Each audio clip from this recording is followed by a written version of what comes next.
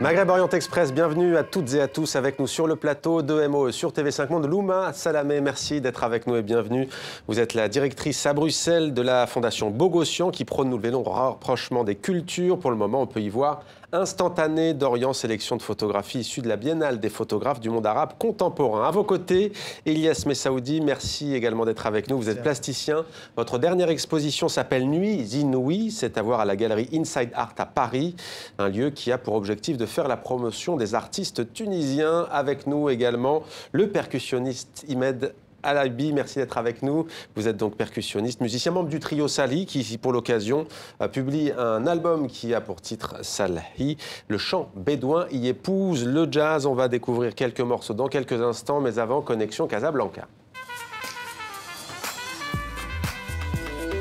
Connexion Casablanca où l'on retrouve Mohamed Wissaden. Merci d'être avec nous. Vous êtes écrivain. Merci. Après Le Tapis, votre premier roman, Le Tapis Rouge, Amina la Chamelle et ainsi par les Sherazade. Vous publiez votre 4e roman, ça s'appelle L'Ours, c'est aux éditions Brock & Jacquard. Alors c'est l'histoire d'un écrivain, ça se passe dans le grand sud marocain, d'un écrivain qui est en vacances en bord de mer. Il veut à tout prix rencontrer une personnalité qui a une vie exceptionnelle et il va finir par rencontrer cet homme. Il s'agit d'un vieillard aux cheveux blancs. Oui. Et c'est un vieillard dont la vie est bizarre parce que quand j'étais en train de raconter sa vie, je suis tombé dans l'obligation de passer par un monde invisible. Parce que c'est totalement bizarre. Tout ce qui lui est arrivé, et on a l'impression de l'éruption du surnaturel, le surnaturel dans son parcours. Alors justement, qui est cet homme que l'on peut dire maudit, hein, ce vieil homme qu'il rencontre? Il était seul, il a subi des péripéties, donc d'où l'intervention d'un personnage, naturel qui s'appelle Azra. C'était un esprit, hein, une créature de feu qui va le prendre sur la terre. Donc c'est du pur fantastique. Et ça m'a ouvert aussi l'horizon littéraire, parce que c'est de la création. J'ai quand même droit à raconter n'importe quoi, mais artistique. Et c'est un roman donc. Alors si le réel n'était que la façade d'un univers invisible, c'est donc la question que se pose votre personnage principal, la question également que vous nous posez. Une dernière question peut-être, pourquoi l'ours au juste? Que représente cet animal pour vous? Oui, parce que mon personnage ne présente pas. On a l'impression qu'il n'est pas reconnu par son entourage, donc il est peut-être qu'il s'approche de l'être humain. Il est vraiment un être humain. On a l'impression, on a cette impression. Puis, il y a cette intervention de ce personnage invisible qui essaie de le protéger, Donc c'est son caractère bizarre qui m'a conduit à chercher un animal, parce que l'ours est représenté. Il y a beaucoup de symboliques qui parlent de l'ours. Notamment avec sa volonté constamment de vouloir se mettre en position debout, bipède au fond comme nous, comme les êtres humains. Oui, bien sûr, c'est des objets, il saute, il s'accouple à la manière de l'être humain, surtout. Oui, il est viril. Merci beaucoup Mohamed Wissaden d'avoir été avec nous. Votre 4e roman s'appelle donc L'Ours. Merci d'avoir été avec nous en direct de Casablanca au Maroc. Merci. Louma Salamé, on en vient à votre fondation Bogossian, c'est à Bruxelles en Belgique. Quelques mots peut-être d'abord sur la vocation de cette fondation, quelle est-elle? Oui, alors la fondation Bogossian a choisi de faire son siège à Bruxelles, dans la Villa en Pin, une maison classée qui a été construite en 1934. Et sa mission, sa vocation principale est de créer des liens, des ponts entre l'Orient et l'Occident et d'utiliser finalement la culture et l'art comme porte d'entrée du dialogue interculturel. Alors justement, puisqu'on la voit, cette maison, ce beau bâtiment, c'est de l'architecte suisse Michel Pollack. Quelques mots sur l'édifice qui est en lui-même une œuvre d'art. Hein. Absolument. Donc la Villa en Pin est un bâtiment qui a vécu toutes les histoires, donc qui a été construit, qui est un pur chef-d'œuvre art déco et qui ensuite a été finalement investi par la Gestapo pendant la guerre, puis c'est devenu une ambassade russe. C'est une maison qui a eu plusieurs vies et qui a été en fait vandalisée et abandonnée dans les années 80. Et la famille Bogossian, qui est une famille en fait de joailliers sur 6 générations, a décidé de l'acquérir et de la restaurer sans faire aucune concession sur la qualité des matériaux, des marbres, des boiseries. Donc c'est vraiment un lieu assez extraordinaire. Et en ce moment, on peut donc voir cette exposition instantanée d'Orient. Il s'agit de photographies. On va les voir défiler à l'image dans MOE sur TV5 Monde. D'abord, le principe général peut-être de cette exposition, quel est-il? Alors, en quelques mots, on a décidé de faire une collaboration avec l'Institut du monde arabe et de reprendre finalement cette biennale des photographes, mais d'en faire un condensé que j'espère percutant. En tous les cas, c'est un très bel accrochage, mais au lieu de présenter une centaine d'œuvres et une cinquantaine d'artistes, on a sélectionné uniquement 6 artistes. De la Tunisie à l'Arabie Saoudite en passant par le Liban et la Syrie. Et donc on présente voilà, un certain regard du monde arabe. Alors il y a certains paysages, on les a vus défiler, pas beaucoup de visages, si ce n'est celui de quelques adolescentes. Ça mérite d'ailleurs un peu de décryptage, vous allez nous le dire. Prenons les photos qui défilent, on a vu cette sorte de désert notamment à l'horizon. Qu'est-ce que ça représente? Alors ça c'est un travail d'un artiste syrien qui est aujourd'hui exilé à Doha et qui travaille sur la problématique de la migration, de l'exil et qui va dans le désert pour voir finalement les altérations de toutes ces problématiques migratoires et évidemment des conflits. Lui travaille vraiment sur l'idée de l'exil forcé. On a aussi par exemple cette artiste libanaise qui est installée aux États-Unis qui s'appelle Rania Matar qui elle travaille sur qu'est-ce que c'est que devenir une femme au Moyen-Orient et donc en fait elle fait poser des jeunes libanaises soit des Libanaises, soit des jeunes palestiniennes qu'elle va trouver dans des camps de réfugiés au Liban. Et elle revient les prendre en photo à plusieurs années d'intervalle. Donc la série s'intitule Becoming. On voit l'une des photos à l'image, on en verra sans doute une autre tout à l'heure. Et donc on suit finalement ces jeunes filles au fil des années. Et si vous voulez, elle réfléchit sur ce que c'est que la représentation de la femme, du corps, de la sexualité. Voilà, qu'est-ce que c'est qu'être une femme aujourd'hui au Moyen-Orient? Comment son travail a été accueilli? Parce qu'on a parfois des adolescentes qui font des pauses qui sont plutôt celles d'adultes en tous les cas. Tout à fait, c'est une question tout à fait juste. Elle a beaucoup travaillé avec ces jeunes pour justement qu'elles ne posent pas trop, c'est-à-dire pour sortir de cet effet selfie ou de poses un petit peu caricaturales qui vont être dictées par, je dirais, la publicité ou autre chose. Donc elle joue sur, elle ne sourit pas beaucoup, elle regarde intensément, c'est assez troublant. On a d'autres images qui défilent. Peut-être une dernière que vous pouvez nous commenter. On voit cet intérieur, ce hall avec cette étoile. Celle-ci, elle représente quoi? Alors, si je ne m'abuse, c'est un photographe allemand qui s'appelle Stefan Zobiter, qui, lui, en fait, a une très grande proximité avec ces sujets. Il est obsédé par les vieux cinémas, tout à fait kitsch du Moyen-Orient. Donc, il tourne tout autour de la Méditerranée à la recherche, par exemple, de Tripoli, à Tripoli, un cinéma qui s'appelle Byblos. Et il va, retrouver ces endroits qui parlent d'un passé révolu. Endroit mythique. Donc voilà pour ce cinéma. L'exposition Instantanée d'Orient, c'est donc à la Fondation Bogossian à Bruxelles. La musique également aujourd'hui au programme de Maghreb Orient Express avec vous, Imed Alibi. 2 ans après, vous êtes de retour dans Maghreb Orient Express. Merci. Et c'est un plaisir. Vous avez sorti un disque qui s'appelle Salhi. C'est une collaboration avec 2 autres artistes, le chanteur Mounir Troudi et le trompettiste français Michel Mar. On écoute un extrait du titre Sana.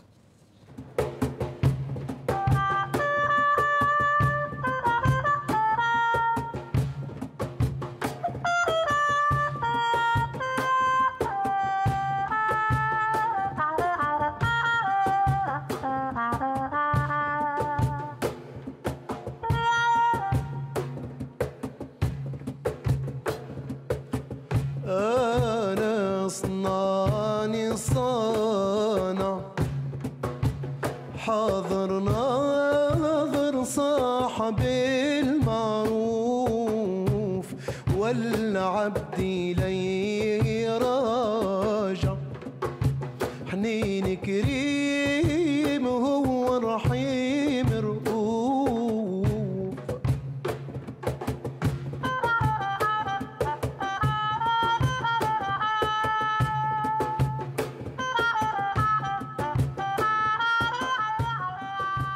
Sana de l'album Salhi, Imed Alibi. Quelques mots d'abord sur cette chanson, que veut-elle dire?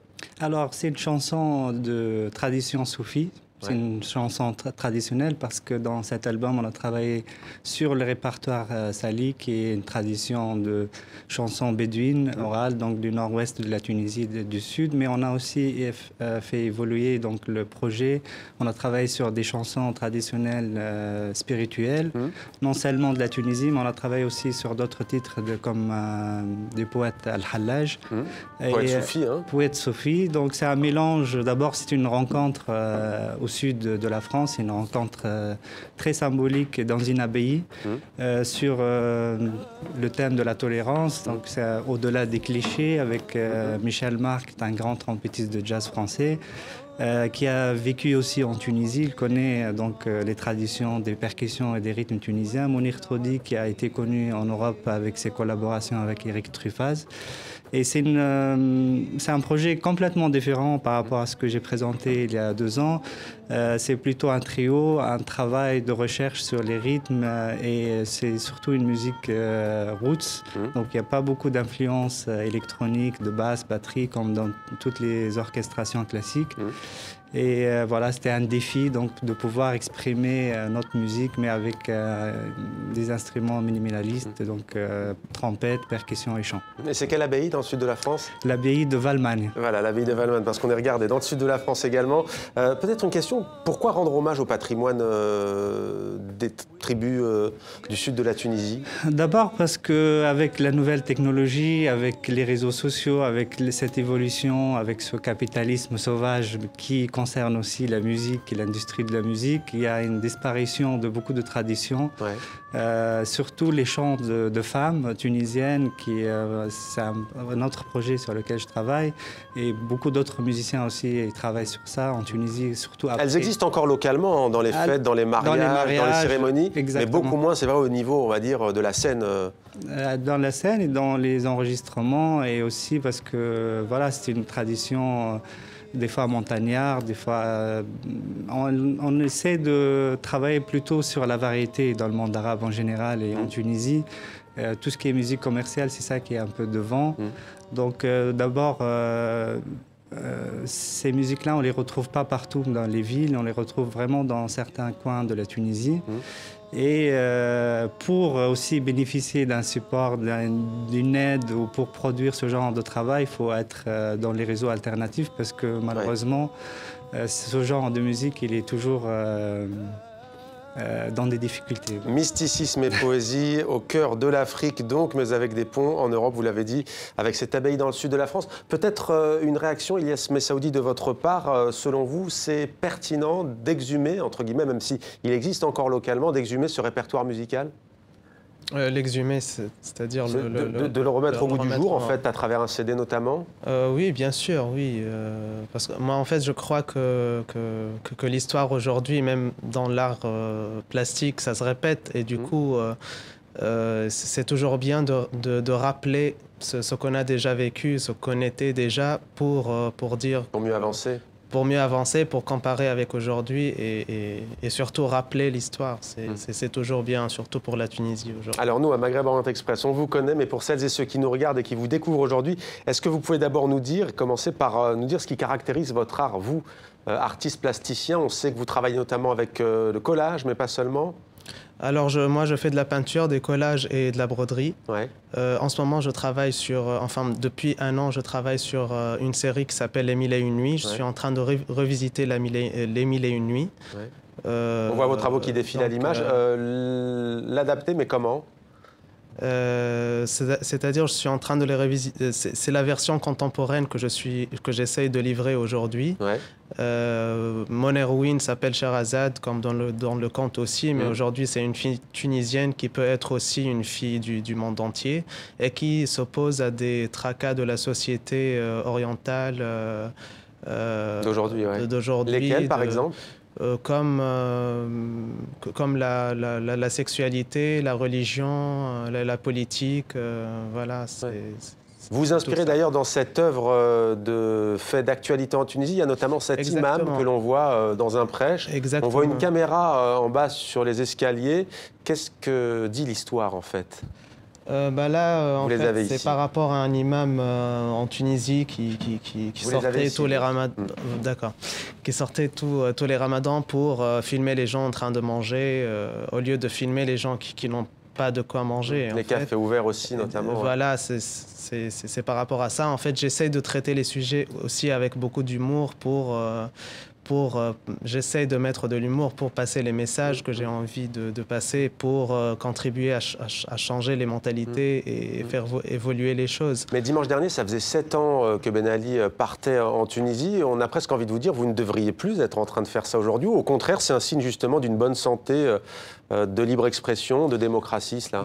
En fait, mon travail, c'est-à-dire la liberté d'expression qu'on a acquis aujourd'hui, c'est grâce à la révolution que, d'après moi, elle n'a pas abouti jusqu'au bout. Donc, ce que j'essaie de faire aujourd'hui, c'est de mener ma propre, peut-être, révolution, sans prétention, révolution culturelle, parce qu'on n'a pas eu une vraie révolution culturelle en Tunisie.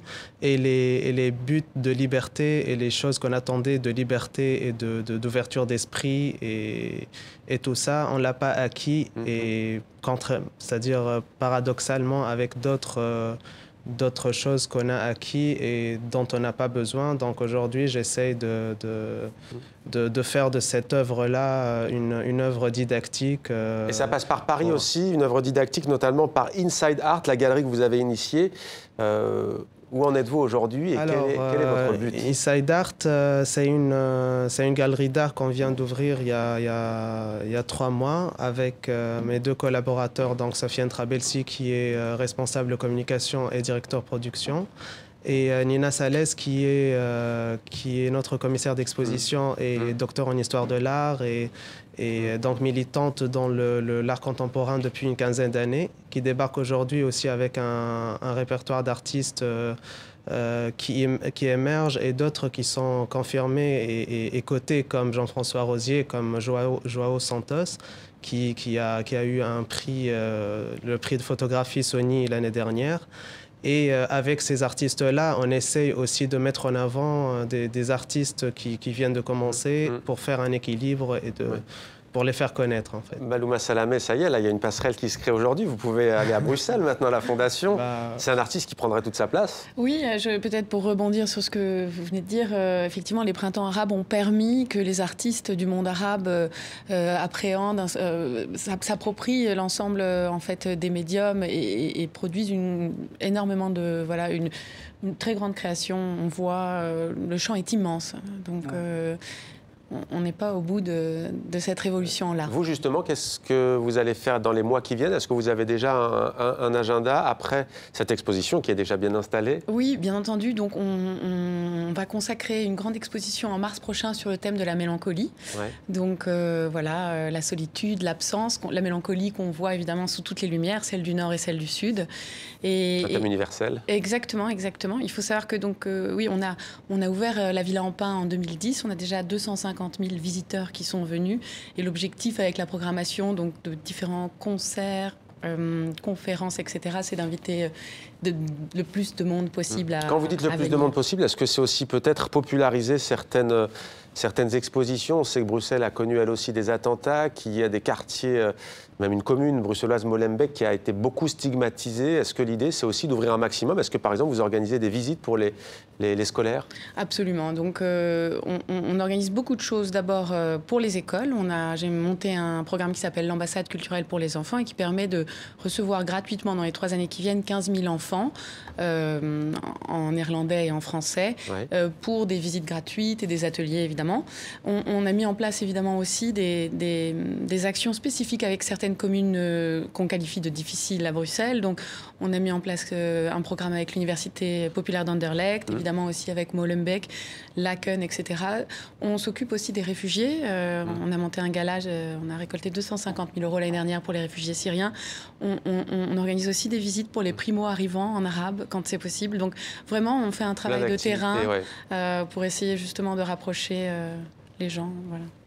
Une réaction peut-être à ce qu'on était en train de dire, notamment sur la Tunisie. C'est intéressant parce que finalement, l'histoire dont on parlait, qui s'avère avoir été un fait divers, cet imam, c'est-à-dire que lui-même non plus n'aurait pu aller filmer des gens qui rompent le jeûne ou qui fait sous Ben Ali, et en même temps, un artiste n'aurait pas pu non plus répliquer à cet imam à coup d'œuvre. C'est un peu tout le paradoxe. Exactement, tout le paradoxe et tout le mouvement après la Révolution. Il y a tellement de choses qui se passent en Tunisie.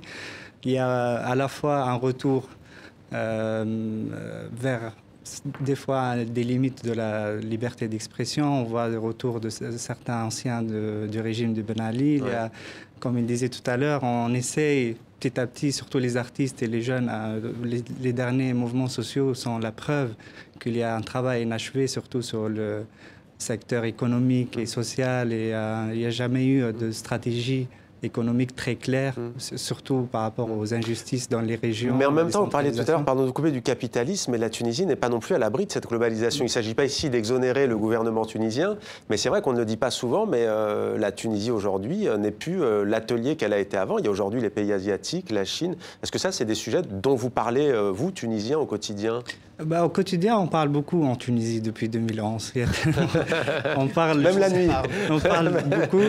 Et on essaie justement, il y a certains qui sont partisans des rapports de rapprochement sud-sud, justement, travailler sur des expériences indonésiennes, indiennes ou brésiliennes ou n'importe. Il y a ceux qui sont attachés au rapport justement avec l'Europe, les rapports classiques économiques. Mais franchement, le problème qui persiste encore en Tunisie, c'est qu'on n'a pas réglé la question initiale, c'est la question sociale. Et c'est pour cela qu'il y a eu la révolution. Donc c'est pour cela aussi, chaque mois de janvier, chaque année, il y a des protestations et des manifestations. On n'a pas abordé avec beaucoup de profondeur le problème économique et social. Et surtout dans les régions intérieures. Les régions déshéritées de l'arrière-pays en Tunisie. On va maintenant placer, chers invités, à vos coups de cœur, c'est notre séquence atmosphère.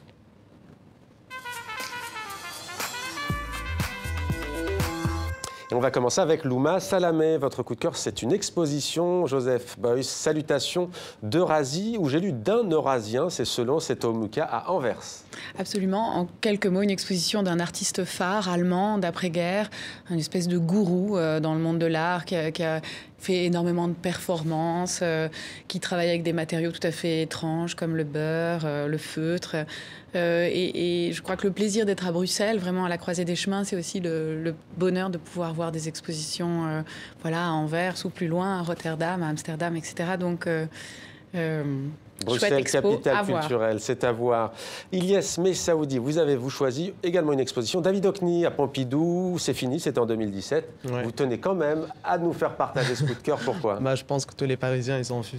Enfin, j'espère qu'ils n'ont pas raté l'occasion d'aller voir cette exposition-là, parce que c'est une exposition assez complète, c'est une rétrospective assez complète par rapport à d'autres expositions à New York ou à Londres de Hockney. Et du coup, pourquoi c'est mon coup de cœur ? Parce qu'on voit Hockney dans tous ses états, depuis son enfance jusqu'à aujourd'hui, passant par le dessin, la photographie, la figuration, plusieurs médiums et plusieurs techniques qu'il a maîtrisées. Et du coup, voilà, donc pour ce coup de cœur, Imed Alibi, vous avez opté pour le film Vent du Nord, dont on a parlé récemment sur TV5 Monde, avec en plateau le réalisateur Walid Matar. Avant de vous demander pourquoi ce coup de cœur, on regarde la bande-annonce. Je m'en fous, je ne retournerai pas à l'usine, d'accord ? Bien sûr que si, il faut que tu te battes. Comment tu vas faire ton boulot ? J'ai ma petite idée.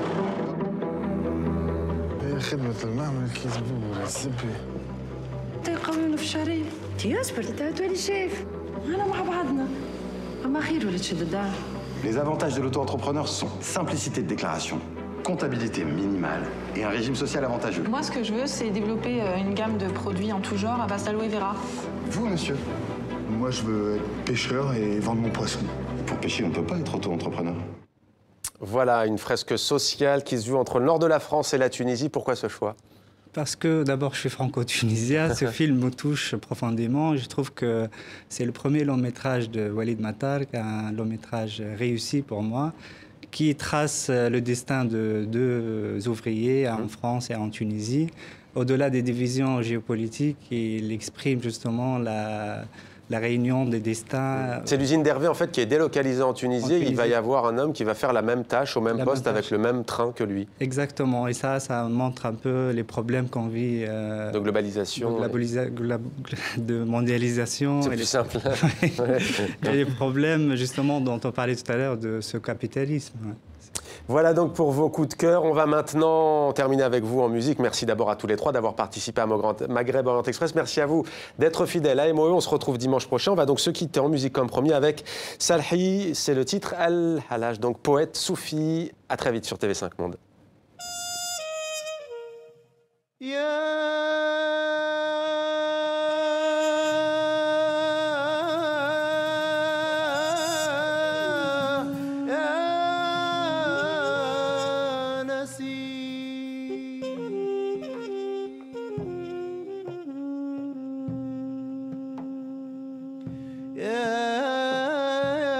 نسيم الورد خبر للرشا لم يزدني الورد إلا عطشا